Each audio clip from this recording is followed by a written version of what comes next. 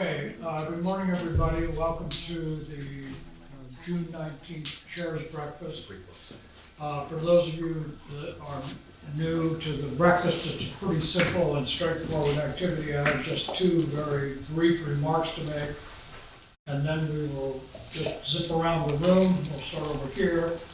And if you could bring us up to date on what's going on with your committee or your commission, that would be very helpful to us. And just a reminder that we are being broadcast and taped.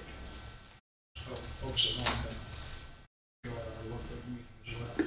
I have two just very quick statements to make. First, for all of you, if you still have vacancies on your committee or your commission, please get to your liaison from the select board as soon as you can, so that we can get those positions filled. We are in the process of moving forward on a new committee, which will have to do with sort of long-range capital planning. So we'll be looking for additional volunteers, and the select board also seated a trust fund committee. If you'll recall from town meeting last year, we passed a number of warrant articles associated with affordable housing. And one of those was to create a committee that would actually be the committee that received the money from a building permit surcharge and a property tax transfer, and they would be the ones who take that money in. And we've asked the committee to be seated to help the select board understand how that trust committee should be structured, who should be on it, exactly what their duties should be. We've already nominated two people, Jim Terry, who's been on a number of committees for the town, and Linda Miller, who was most recently on the finance committee. And so we have representatives from the housing community, but we still have a need for one volunteer citizens at large. So if you've got vacancies, please get to your liaison so we can get fully staffed. At our meeting on Monday, we just had a preliminary discussion about 2020 town meeting. And at our next meeting on July 1st, we will probably set the date for the 2020 town meeting, and it looks like it will be the last week in April. April turns out to be complicated this year, coming up the first week of April on Wednesday is Rosh Hashanah, so we're not going to do that. The second week of April, there's a long-standing significant anniversary of the Concord chorus, and we have people coming in from all over the place, so it seemed sort of inappropriate for us to get in their way. The third week in April is not only Patriots Day, but it's also school vacation, so that's not going to happen. So here we are. It's a very hard decision for us to make, but we finally wrestled it to the ground. So we'll probably set that date, and along with that date, of course, will come dates for when we'll open and close the warrant, which will be near the end of the calendar year, and then when we will have public hearings. So I think it's especially important for those committees like the Planning Committee and NRC, and Board of Health, who often have warrant articles come before the town to sort of know what their deadlines are appropriate. So that's what I have. So turn to you, just for everybody's information, if you introduce yourself and tell us what committee or commission you're from, and then bring us up to speed. Thank you. My name is Tom Kearns. I'm the vice chair of CPC. Newly so, my first time at this breakfast. I'm standing in this morning, or sitting in for John Cratsley, our chair, who couldn't be here. We had our opening information session in this room last night. We had approximately 4 potential applicants for CPA funding for the next town cycle headed to town meeting. We have another general open information session on September 3rd, and that'll lead to the submission of applications by applicants on September 28th. And that begins our year-long cycle with a very intense September site visits, October, November with nearly weekly meetings, kind of moving through recommendations to the town by the end of the year. My report. Thank you. Great, thank you. I don't have a report for myself, but Peter Hunter, who's the Recreation Commission, couldn't be here this morning, and he asked if I would quickly go over a few things, so I will. I won't say anything other than first day of operations of White Pond, we had an algae bloom. I'll let somebody else go into the detail. Welcome to the season. We do have 630 household memberships that we've sold to White Pond, so that's really pretty good. Phase 2 of ride-out construction, which includes walking trails, batting cages, tennis courts, has begun. It will take about a month. The Emerson Pool rehab is almost complete. And Winhorn, who is going to be retiring from the BD Center. She's worked for the town for almost 25 years, so it's a big loss. Summer camp begins on Monday. Got a few vacancies left. It's very, very busy. The Minuteman Classic starts on July 4th. It's a road race, which culminates in a picnic in the park over there on the 4th. Always kind of a fun activity. And they're beginning interviews for the visitor center manager next week probably. And the rec commission has one open. Dean Banfield, I'm the chair of the Finance Committee. The Finance Committee has a full plate this year. We are wrestling with the potential, Mike mentioned the long-range planning that we were trying to engage with as a town. The Finance Committee was pushing for that, so we're very happy that that's being implemented. But one of the concerns we have, and we started to voice that last year, is as we move forward with planning for a new middle school, what are the tax impacts to that?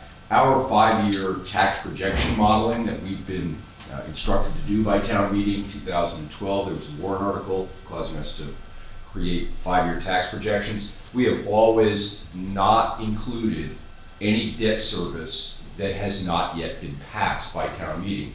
So it's when we're in the midst of looking at some very large chunks of debt, we need to do some what-if analysis with our 5-year tax plan projection. So that's something that we're going to be working through.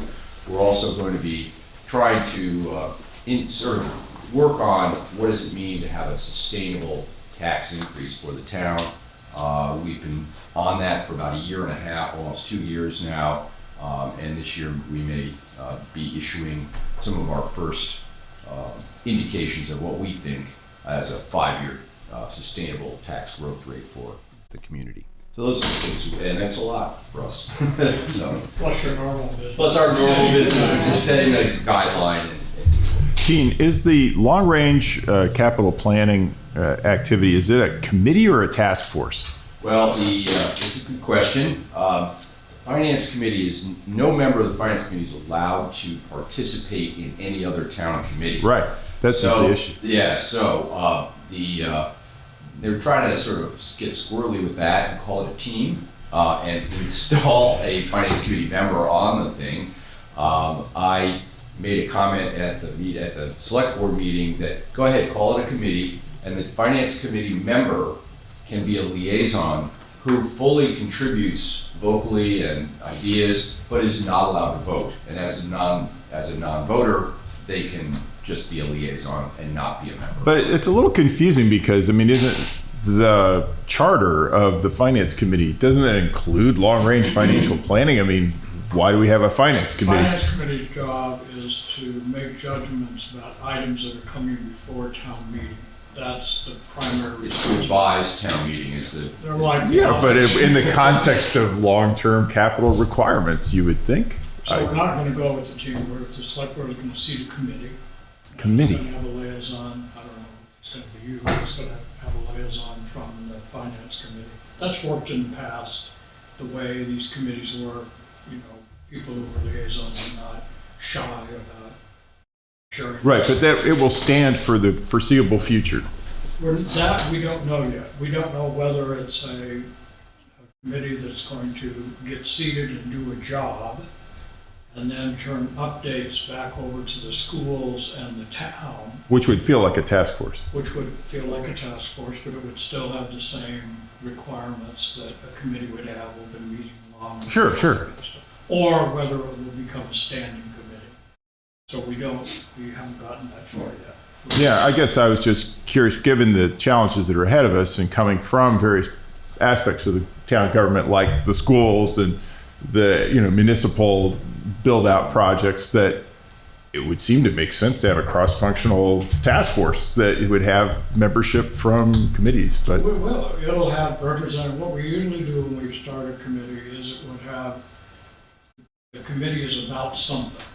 Yeah. So what you usually do is you wind up about something, you look for expertise.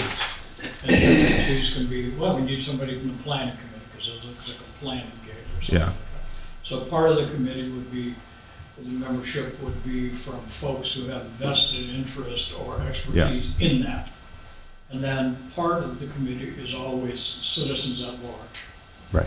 So that it's a real town committee and just isn't an inside the Yeah. side. So it would have representatives from various. Right. So you will allocate membership from those other committees in the charter. Exactly. So the trust committee that I spoke to you about affordable housing has formal representatives from, we had a affordable housing financing committee that was from, not somebody from the affordable housing community, somebody finance background, and then citizens at large.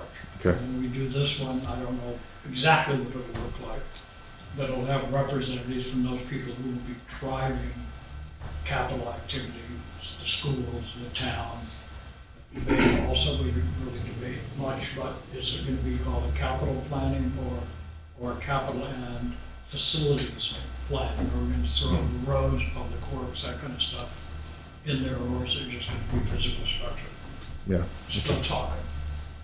Yeah. Sarah? Hi, I'm Sarah Grimwood. I'm from the Pollinator Health Advisory Committee. I'm the chair. So I guess the update from us is that, as we've mentioned before, we're not actually allowed to tell people not to use neonicotinoids because of Massachusetts law.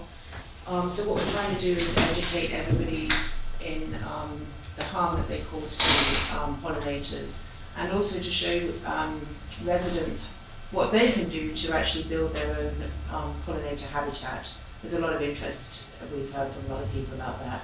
And a few people have come forward with pieces of land that we could work with to do that.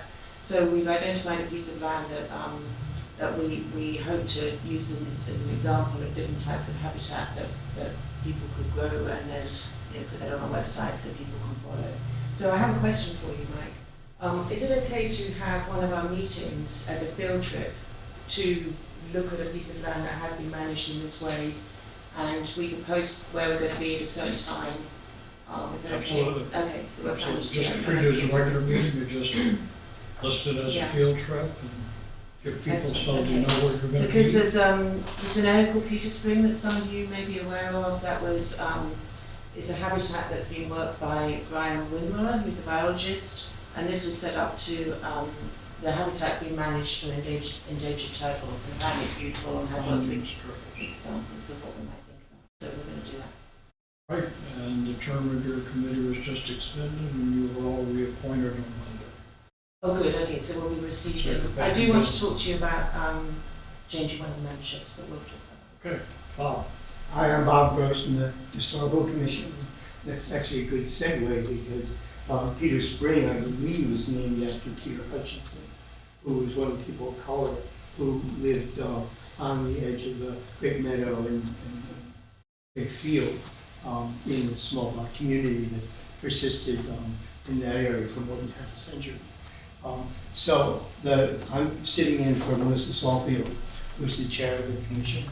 And well, I think what I would say is that we're very much in transition because she's just become chair. There are 3 other new members. Both Melissa and I just moved up this year from associate to the full members of the commission. And so we've been having discussions about goals and priorities. What seems to be regular business is getting applications for permission to demolish structures. Anything built before 1941 comes within our purview. We can issue, we hold hearings and issue a 1-year delay.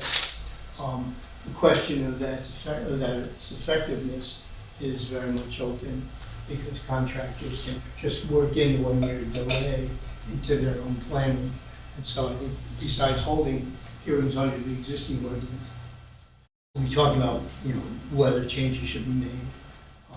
The other issues really involve our reviving and taking new responsibility for the oral history program that's been based in special collections, and also the marker program, both for houses and for students. Right, and you're fully staffed now? Okay. We're going back. Paul Cook, I'm the chair of the cemetery committee. We just rededicated the Melvin Memorial. It really was just a great ceremony. It was great. And we, two of our members, Carol Harney and Whitney Coker-Wynn, have just left the committee. But we have a new man, Leo Carroll, whose father was the cemetery supervisor in the past. And we still need one more person. We have a list of several people who are interested to fill our complement of 5, our full. And in front of us, we have a number of stone walls that need to be rebuilt. There are plans to survey and then put on for sale 5 or 6 new mausoleum sites, which will cost premium to buy, and the funds for which we hope to use to restore or repair scores of broken tombstones, old tombstones in the cemetery. There are no longer any relatives alive to contact or repair, so I think it's the cemetery's responsibility, or it should be, to fix those. And we're going to build a columbarium in the new part of the cemetery, sometimes called the knoll. And I think there's been a lot of interest in columbarium, a house for ashes. So those are sort of some of the things that are on our plate. Right, and would that likely be a warrant article that you would be? We actually talked about that, and we talked with, we had a public hearing about it, which we advertised thoroughly, and we had some input. Everyone was interested. We talked to, I can't remember her name. Oh, she just left, Alice Kaufman, and also another person. And they didn't seem to think it required a warrant. The public hearing had been made, and there was positive feedback, and so that's where my understanding is. Okay, great. Thank you. I'm Tara Adelman. I'm the chair of the library committee. Last night we hosted a long-range planning meeting. So the library's long-range plan was going through the end of 2020, but most of the goals we identified had already been achieved, so we decided to create an interim plan. So that meeting happened last night. There were about 20 people there representing different people who are involved in the library, some trustees, friends, and the library committee. And we'll keep working on that going forward. Right. David Carr, chair of the Tax Fairness Committee. So we're continuing to work on a warrant article for next year, which we had better get on the calendar. I'm sorry to report that I did not get in touch with the accountant. They didn't get back to me. You didn't get back to it. No, but I'm not terribly worried about that. I think I know the answers to the questions. It's just, it would be nice to have a professional I'll follow up with that. follow up on them. The issue, as you might remember, is our Tax Fairness Committee had a warrant article before town meeting a few years ago, which was a senior tax exemption if you lived in town for 10 years, if you're over 60, if your house wasn't valued at so-and-so and you didn't make more than that, you were eligible for some tax relief. And it was passed by town meeting, passed by the legislature, passed by town meeting again, went to the ballot box and was passed, and it's been implemented. But it is a really complicated piece of legislation, and it's very complicated to implement it because the town also has a number other funds that it uses to support people, and when you give people money, then their income changes, and if their income changes, maybe they're not eligible anymore, so good intentions having complicated knockoff effects. But anyway, the committee is going to wrestle up to the ground and come to us with Yes, a warrant article for the town meeting that's going to fix everything. So I think at the moment our two main concerns are, well, first of all, we have to get a new article because the old one is going to expire. So if we do not get this on the ballot, on the warrant and before the legislature, we will not have an exemption come 2 or 3 years from now. So so that's the first concern. The second concern is the complexity of administrative, and a large part of the complexity has to do with the fact that the original article used the circuit breaker income. I mean, if you file for the state circuit breaker, you have this very complicated worksheet that you fill out, and you put in all these numbers, and you come up with a number at the end, and that's your income.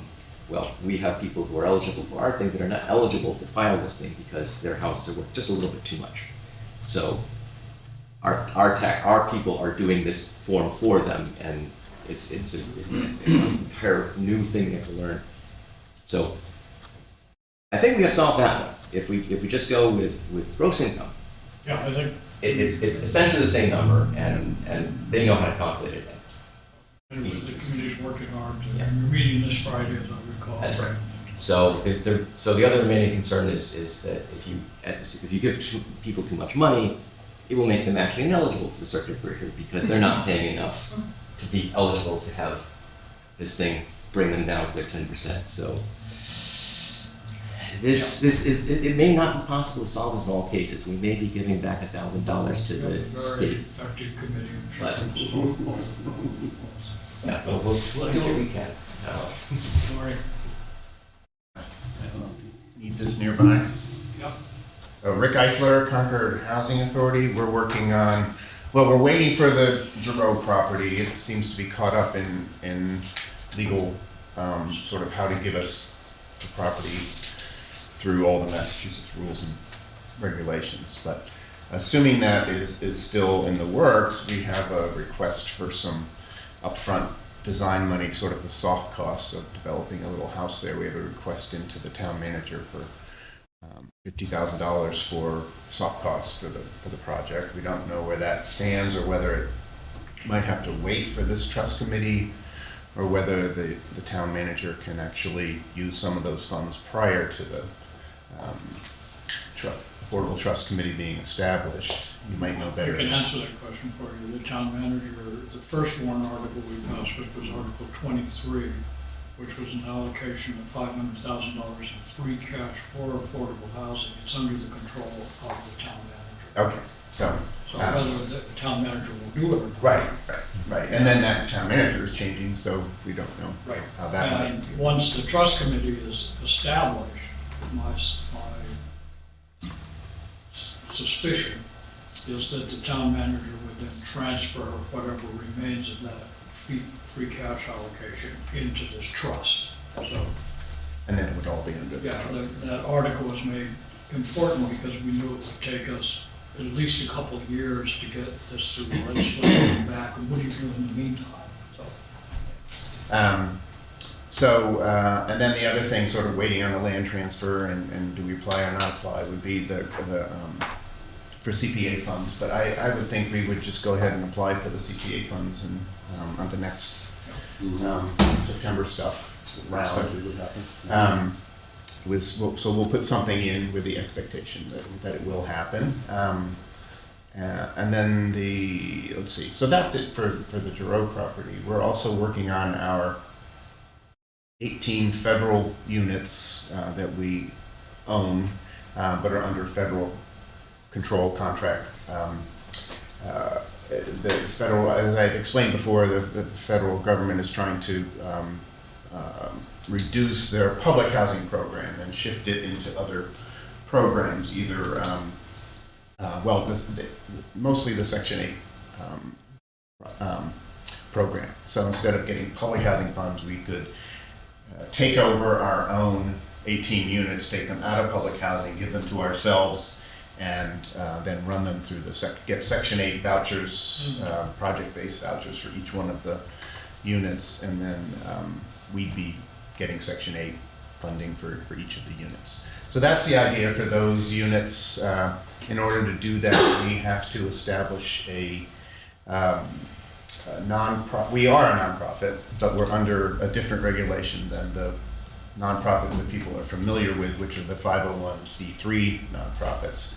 So we are able to create our own nonprofit that would then be able to accept our own units. This is all like stuff we're learning.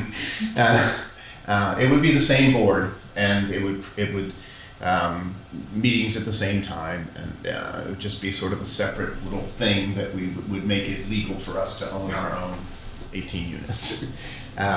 It would give us some other advantages as well. There might be other reasons to have our own nonprofit as well. So that's something we're working on, and that's about where we are. Great, great. I'm Greg Higgins. I'm chair of the Natural Resources. Thanks. We're fully staffed. We have rangers for the summer, those beloved rangers. The one thing we're going to miss is Lori Capone. She has accepted a position in Sudbury, which is wonderful for her. A little bit of a loss for us, but it's great for her. So What's the job? She can be director? Yeah. So that's nice for her. She's been with us quite some time and is a real asset to the committee and certainly to Delia. And also White Pond Restoration, the bank and trails is well underway. It's almost done, actually, and that was a pretty major project costing nearly $200,000. So it's coming out rather well. We had a site visit there, and it's working out quite well. Matt Johnson with the Planning Board. In our most recent meeting, we had a review of the tree preservation bylaw implementation. So as you might recall, it was a year and a half ago or so that we passed that bylaw, which limits the cutting of trees around the perimeter of your residential properties. And actually, at this stage, there have been 40 plus properties that have started that process, but actually only 3 have completed, just given the length of time that it takes to go and build and issue a building permit. But town staff wanted to meet with us. The findings that we have are that there has been a little bit of awkwardness in the start because the building commissioner doesn't have any special expertise on trees. What is an invasive species and all of that stuff. And in fact, we have had some problems with compliance. That basically folks that have issued an affidavit saying that they don't have any protected trees in their property when indeed they do. And to verify that, we need help, expertise. So we do have Davy Tree, which is the organization that goes out and verifies compliance with the bylaw. So we will need to kind of focus more on their services and maybe lean more upon them. But that does bring up the issue of cost because they are an external vendor. We did design the tree bylaw so that it would more or less be self-funding through its fees. However, I think that there can be some gaps, especially if we need more of their services. So there may be some funding requests, very modest, I think, but to help offset that in the future. And we did also decide that this time next year, we'll have another meeting to just see if we want to make any substantive changes. We didn't come to any conclusions on that this year. The second thing is on our major initiative for the year, Housing Choice. A few different things. I published an article in the Concord Journal. I don't know, maybe there was some links sent out to folks. Just laying out the overall program of activity. The second thing was that we had an extensive discussion of the accessory dwelling unit component, and just among the board members. And at the moment, our thinking, because we came pretty rapidly to consensus, is for an accessory dwelling that, you know, a homeowner could create up to a 720 square foot accessory dwelling unit. They could rent it but not sell it. It could be either part of the main structure or in an accessory structure, but if it's an accessory structure, it has to have the setbacks of the primary structure in order to prevent looking over fences and stuff from a two-story dwelling unit. And it, as now, would be a max 1/3 of the living space. So again, this would all be by right. If you wanted to go above 720 square feet, it would have to have a special permit. So the goals here are, first of all, to encourage the creation of accessory dwelling units, and secondly, to limit the burden upon the Zoning Board of Appeals, because if every one of these things needed a special permit, it could be quite a lot of applications over time. We don't know that there'd be a rush of these things right away, but certainly it's something to think about. So we do have you know, a need to meet with other boards and committees. I think some of those arrangements are being made. Love to get an invite to the select board meeting to review the select board's input on this soon. And then the final thing is we're still looking for another member. Matt, consider yourself invited. There's a lot going on around housing. And Which meeting? What meeting? Select board meeting. Yeah, I know, but which meeting? Well, you and I can talk. Okay. We'll figure it out. Yeah. So it's convenient for you. Okay. Probably not until the end of July. Okay, that's what I was, yeah. But there's a lot going on. We've got these warrant articles that were passed. You guys are working on stuff. The housing folks were working on stuff. And we want to make sure we're kind of all in the same Yeah. lunchbox. So it's great. I think we'll also perhaps get some more visibility to the hard work that you guys are doing. So thanks Okay. for coming. Sure. So Will that- I'll be in touch. Will that accessory apartment type thing be in all zoning districts? That's the current thinking is it would be in all residential districts.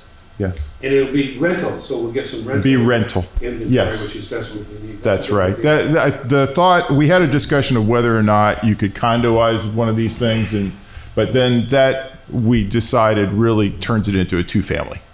And we do have aspirations to also enable two families, but hopefully focused in the areas where historically there have been two families, not throughout the town. Close to transportation, for example. That's right.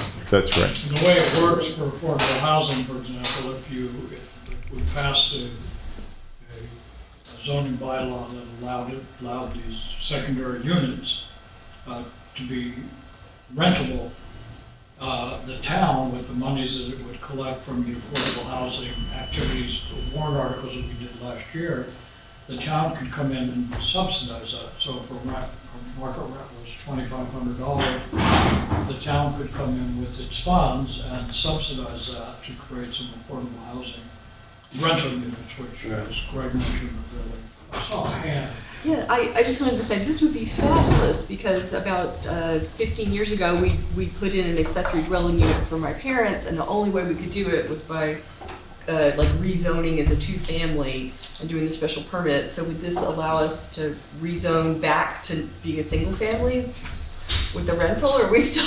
I don't know what that, I don't know about that, but all I know is in the past, in order to create an accessory dwelling unit, unless your house was built before 1928, Nope. you know, you had to like wait 2 years before you could do anything. Yes, There's all these indeed. criteria that made it very difficult. And there have been, in fact, very few accessory dwelling units created. Okay, so Great. Please. Ray Considine, Board of Health. I'm filling in for our new chair, Dr. Deborah Green, who couldn't be here for this morning's meeting. At our meeting last night, we approved waivers to the polystyrene ban. You recall that was passed, I think, about 3 years ago by town meeting. 4 establishments have still challenged to come up with conforming polystyrene products for their takeout containers. So we're still dealing with that, although there's been a real high rate of compliance with the ban here in town, which is really encouraging. And there really hasn't been a lot of pushback in terms of establishments finding it difficult to comply, and there really hasn't been any issue with additional costs.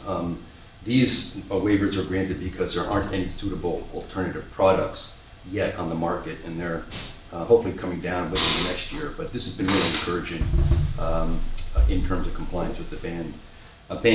We also gave preliminary approval to a proposed 3-lot subdivision at 136 Barnes Hill Road. I know Planning Board will be dealing with that soon. The preliminary approval came with a condition that the developer undertake soil testing to determine the perk rate and to look at soil absorption ratios within the property. It's a very slope. There's a significant slope there. This is abutting McCombs Pond, the proposed subdivision.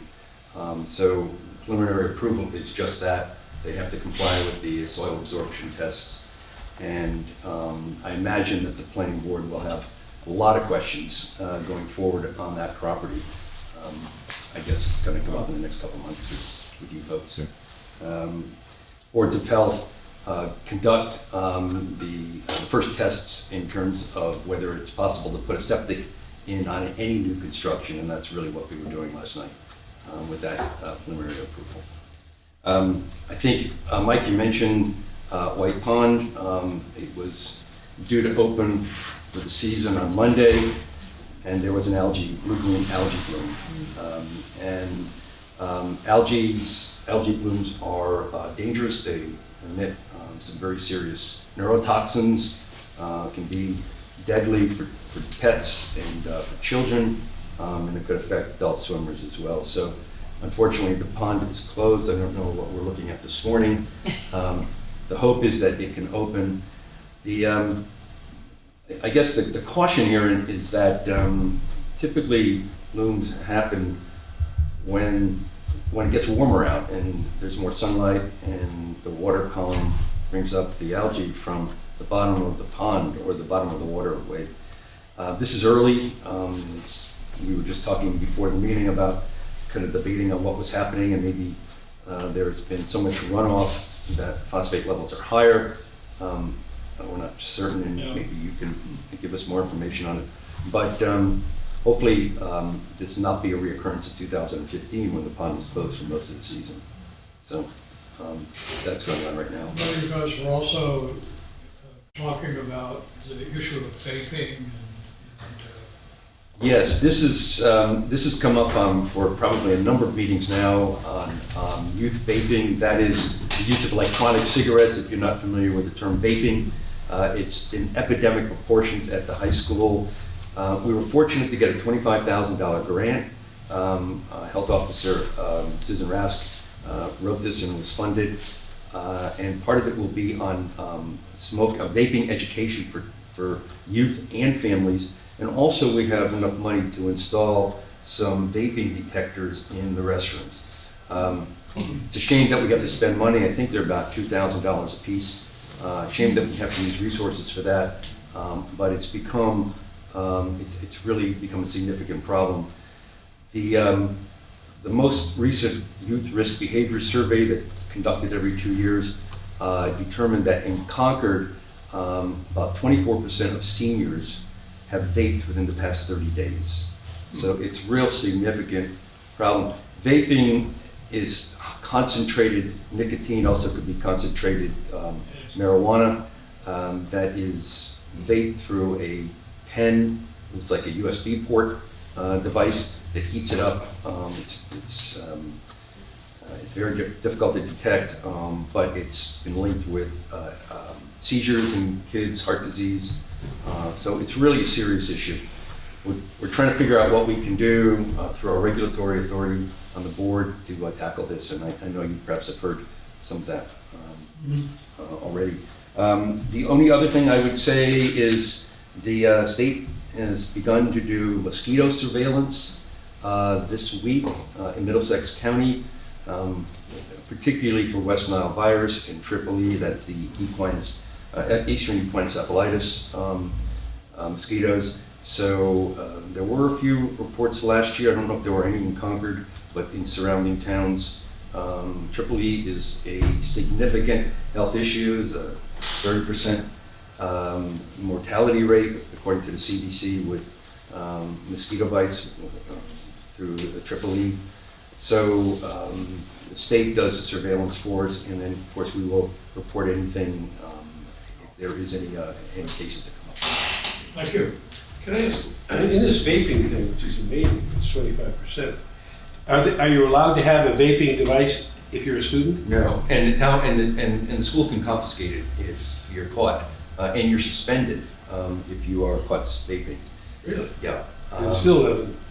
It hasn't deterred kids. It's a real popular thing, and it's just sort of caught on. And they're not. The nicotine levels in these vaping devices is, I've forgotten, but a huge multiple of what you would get in terms of it is very, very addictive. And what happens is the need to use them in a frequency sense dramatically increases.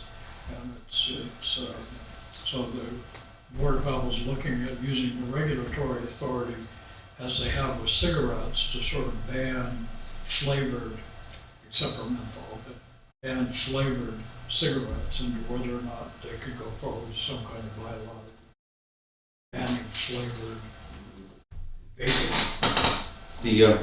The nicotine content in the vape is 9 times stronger than in the cigarette, so it's much more addictive and much more harmful, particularly to kids, because their brains are just forming and their bodies are just forming, and so they're much more susceptible to addictive drugs, whether it's tobacco or alcohol or opioids.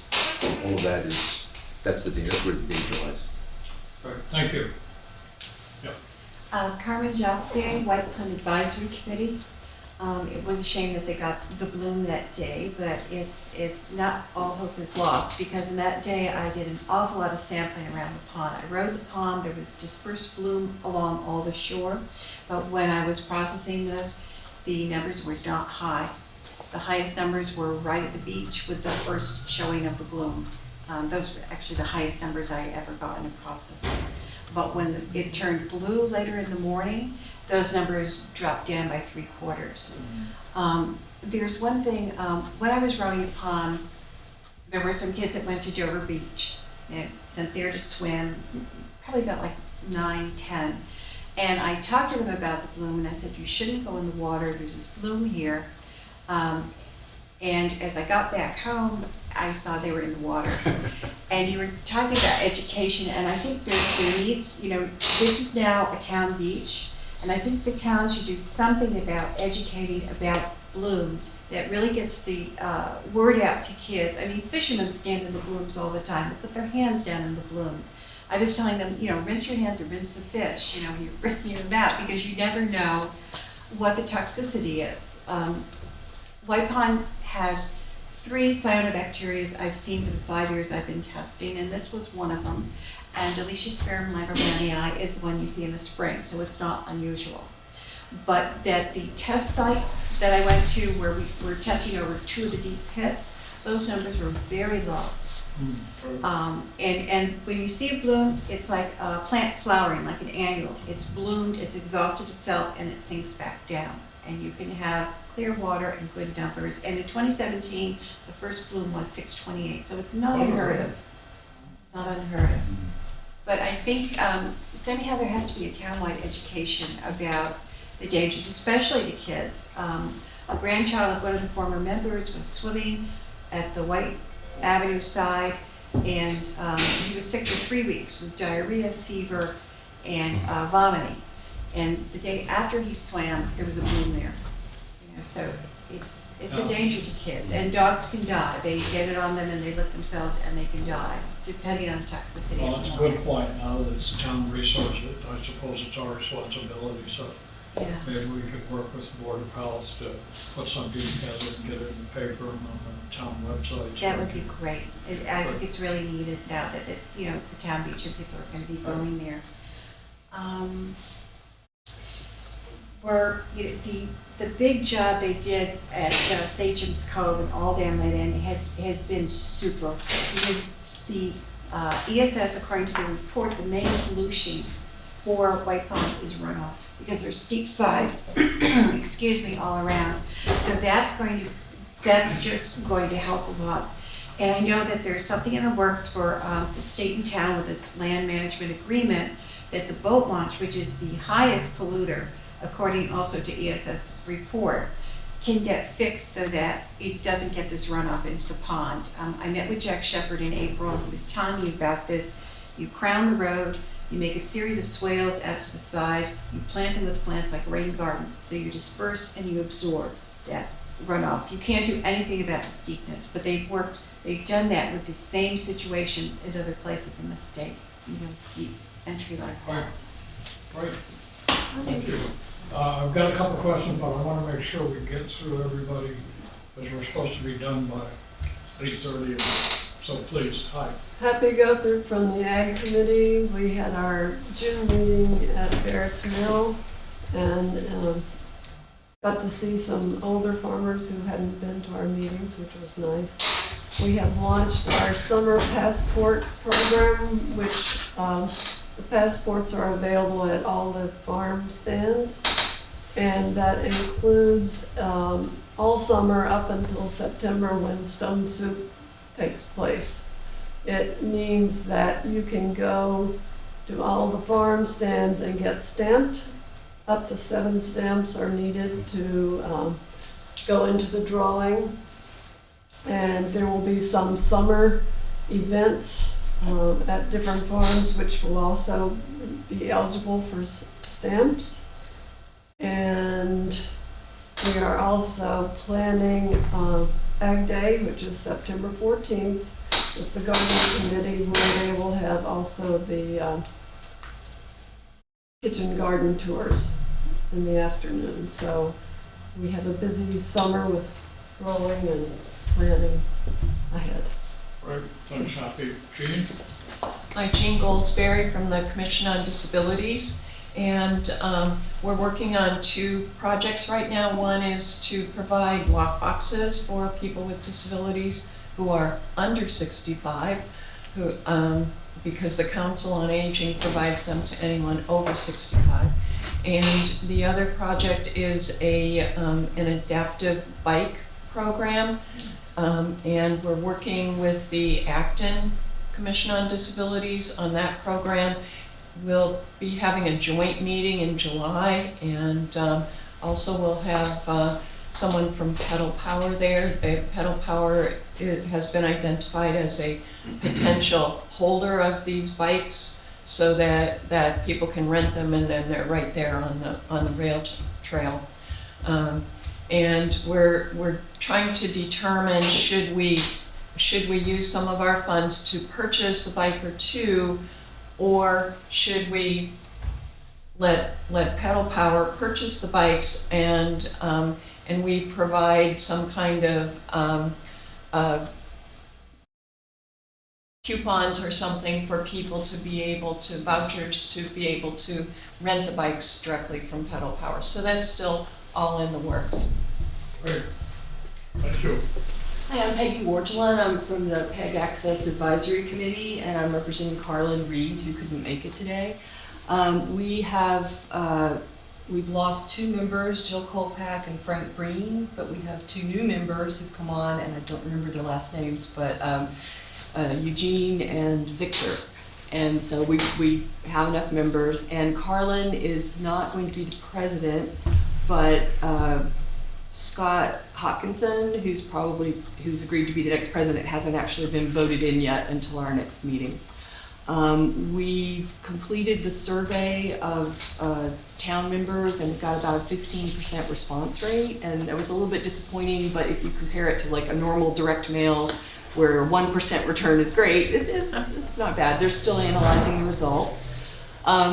Next year, we're going to really focus on the long-term planning, because the FCC is in process of probably allowing Comcast to give us substantially less money, and then in 2024 we have a renewal anyway, so we don't know how much money is going to come from Comcast. So we'll be looking at sources of revenue for long term, and also resiliency possibilities of use. So, what happens if the hurricane comes through? Are we, how much service would we still have, and things like that. So we're working on a long-range plan.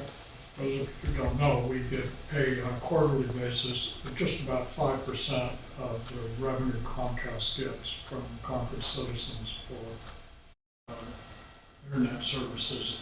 And so that's how we fund our Minuteman network.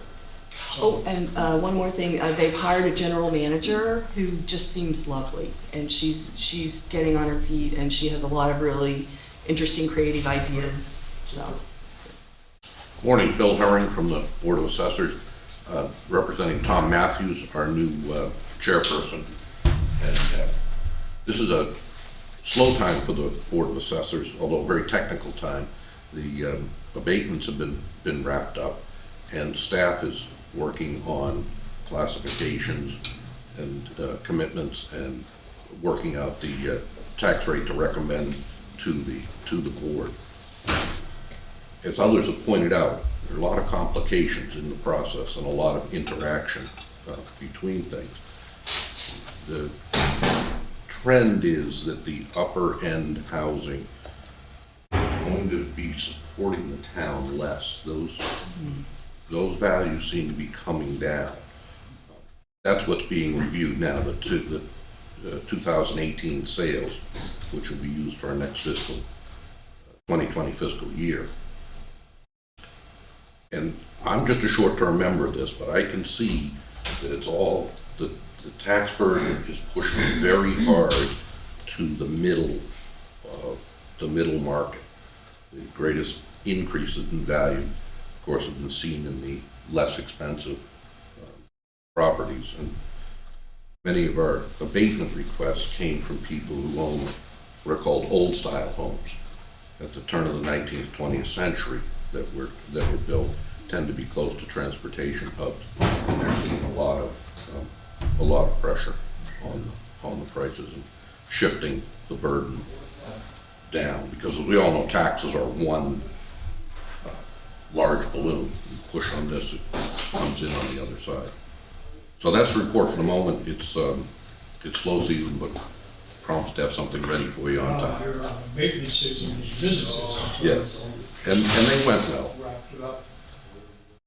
All right, we have a few minutes, Bob. I know you have a question. I wanted to ask about White Pond.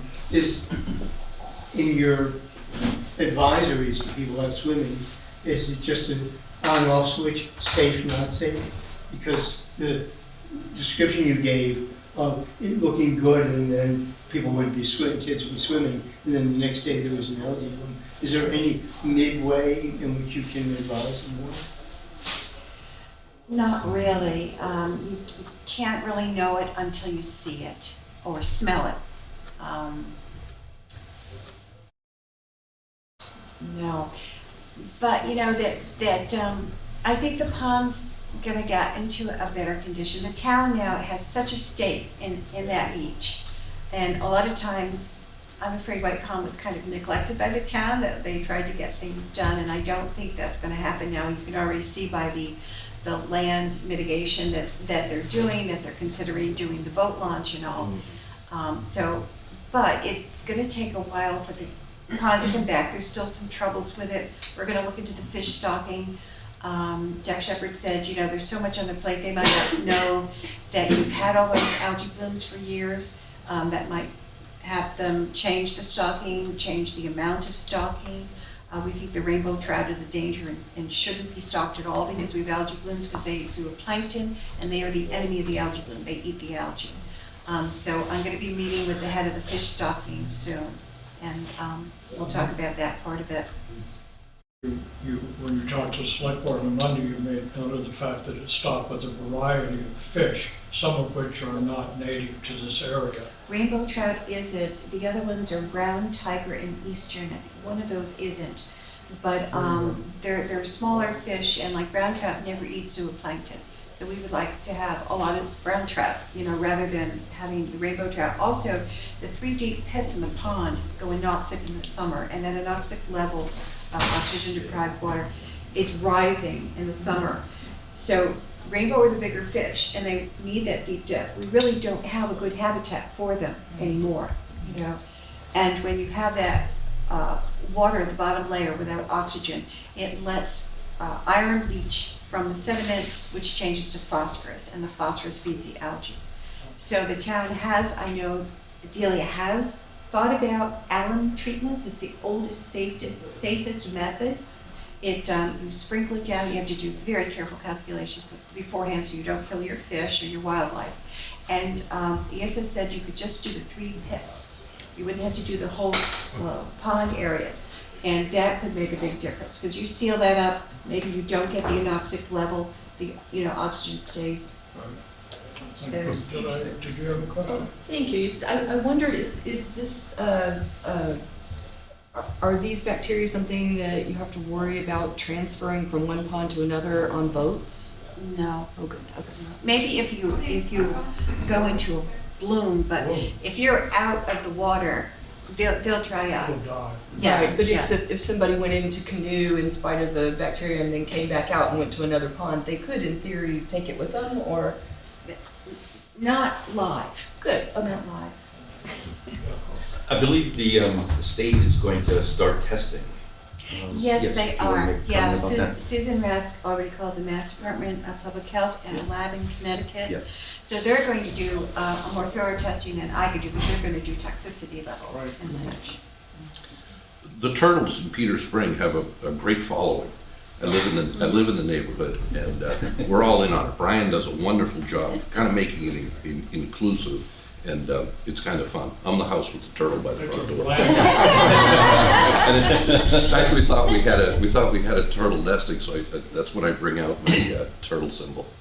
I have a question for Matt. You did not mention any study or interest in the depot area and potentially. Yeah, we haven't heard back from MAPC yet, and it's very likely that that will be deferred to next year's agenda. If we don't get funding, we don't have the expertise to build that out.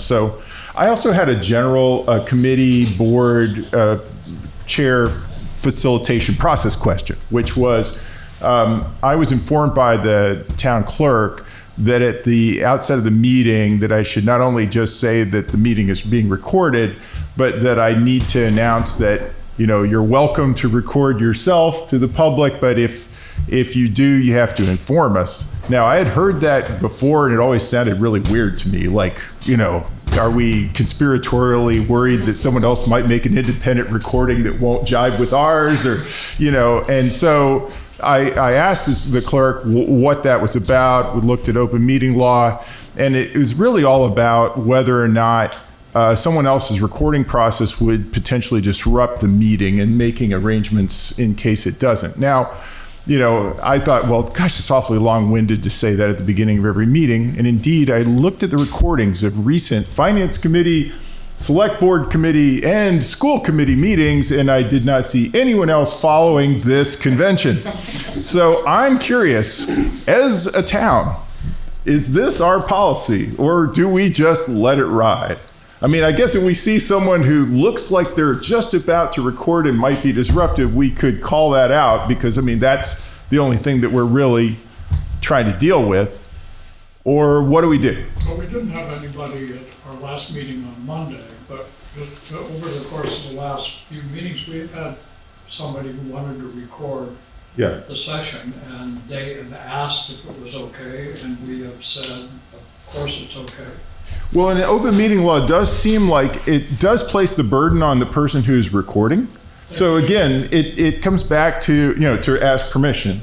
And so it just seems to me that we don't need to make such an announcement and, have people speculate, well, why do they care? And, Why don't I get the town clerk to just give us the. Well, I asked her, and her attitude was like, we should do this.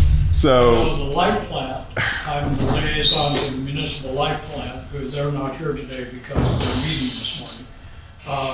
There's somebody who always records the light plant meeting, and they always announce that the meeting is being recorded. Yeah, I always announce it's being recorded, because it is, but doubly, triply recorded. Yeah.